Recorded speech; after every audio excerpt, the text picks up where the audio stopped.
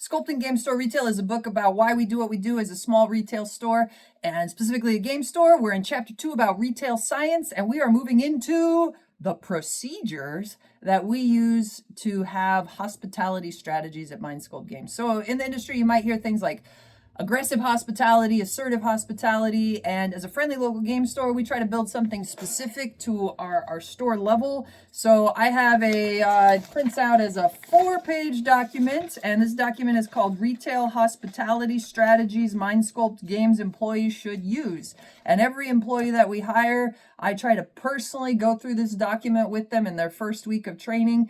This helps the idea that we have as a startup company. My husband and I create Mind Sculpt Games. We're the sole proprietors, the two of us, and we work through our vision and try to give it to employees. And we're not at the counter all the time. That's actually why I'm in the office recording this, is because to be able to create this type of policy or procedure, you need to not be working your counter, which means you need to be able to scale with your employees. And when you scale with your employees, to keep the ethos the same, the feeling, the ethic, you need to create procedures and have training in place that embodies what your vision is for the customer experience, puts it into manageable chunks that an employee can translate, and that the employees work through these procedures, care about the people, care about the procedures, care about the vision that the owners have for the store, and then use these at the front counter.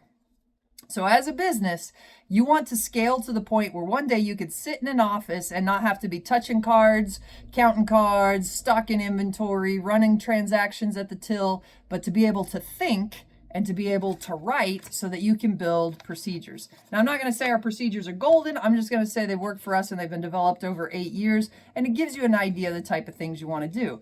But at its basic, hospitality, friendliness, that's actually what makes your product better than the big box store's product.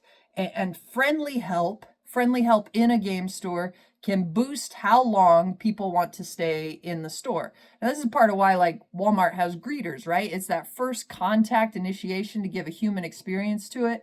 But if your counter's by your door and you're a friendly local game store and you've got a good game advisor who can talk to people about, multiple different games, they're passionate games, it's a lot different experience than a big box store if you've got a well-trained employee and policies and, guidelines that help them understand how we build connections for all types of customers. And if you can make them come to your store and enjoy being in your store so that they stay longer, you can get to the key point of loyalty. And a friendly local game store, you're not going to get 100% loyalty.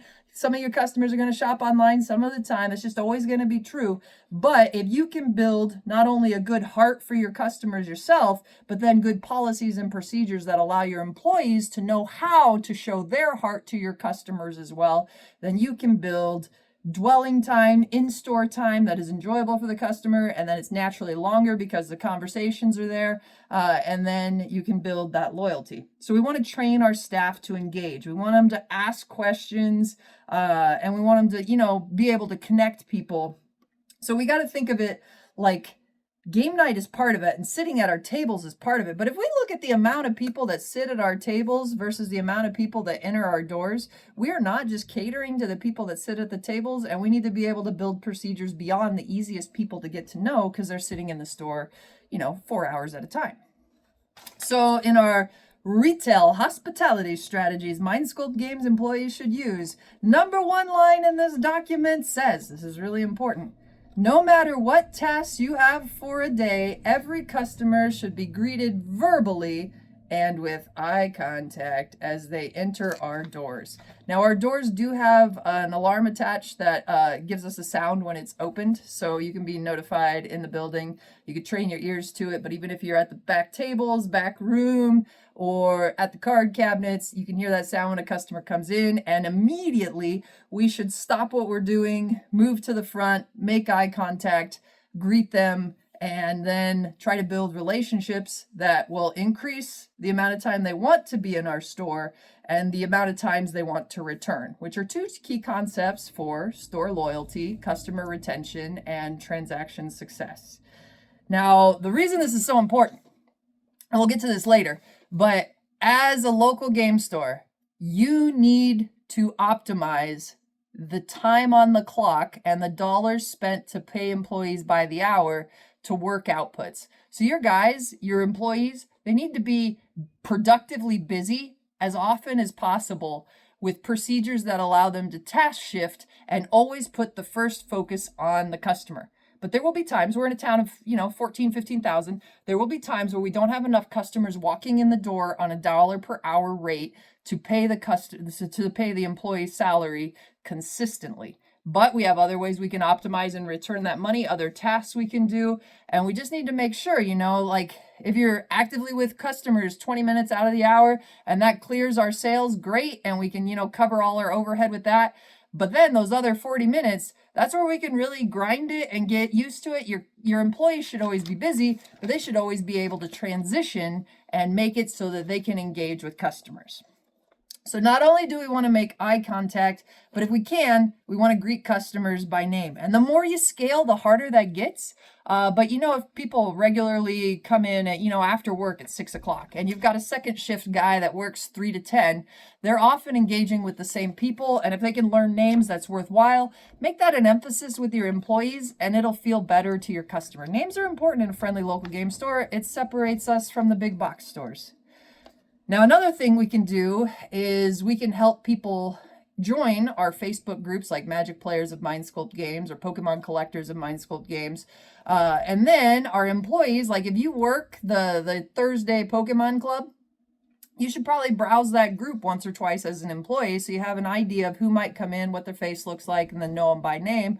Or if you meet them and they sign up for the event, then you should invest in getting to know their name. When we take names for like Pokemon IDs or put them in the tournament, or we see them in our Facebook pages, or you see it come up on a transaction because they use their credit card and the name's attached, there's a way you can get to know that person's name, and it does help. Now, we also want to find engaging ways to talk to our customers. So that best way is to ask people questions about themselves and their history or interest in gaming. If somebody's walking into a game store and they go straight to the board games, you got a pretty good idea of what you can talk to them about. And as a game advisor in a friendly local game store, as a counter worker, you probably have some interest in that, or you've looked at the products enough that you can talk to them about it. We actually have procedures for our employees to get to know our products too, so that they can have meaningful conversations with customers. We want to try to connect on a personal level, and you don't have to know about their cat or their dog or their mom or what happened last week.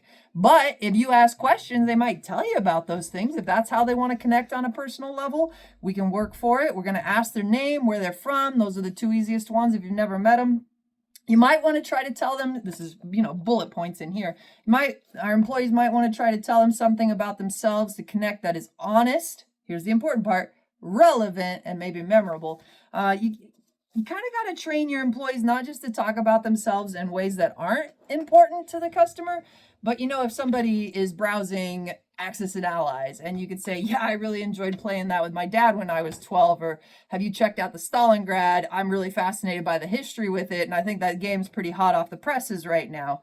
If you could tell them something from your experience that obviously connects to why they're in the store, great. We want our employees to do that. We want to build personal connections that make our customers want to come to us rather than to go to the competition. We don't want, Darcy does not want to be the reason that somebody comes to Mind Sculpt Games 8 years after starting the business. In year one, that might have been true, that I want you to come support me, that I want you to come see my idea, come visit my business baby. But the further we grow from that, the more the procedures need to be baked in so that any employee can embody the essence of what Mind Sculpt Games offers, and any customer can feel the connection to a business tied to its values of building community through games, giving people face-to-face interactions, offering parents a way to interact with their children without screens, to have, board game time that kind of decompresses us. Those are all really important. So when we look at a small, friendly local game store, and 5,000 square foot is where we're at, but small business, definitely under that for the cap, we are in the people business, which means you got to notice people and share something of yourself if it's relevant to build loyalty. First, ask them questions about themselves. You're not a storyteller about yourself. You're a connector about their interests. That loyalty can pay off big when they talk to their friends, call us nice, give us a review and say the staff's awesome. So as an employee, we tell our employees, you can talk about your game interest where or with whom you play games, what your spouse plays, what your kid plays. Those are all relevant things to help them find experiences. And there's more in the next video.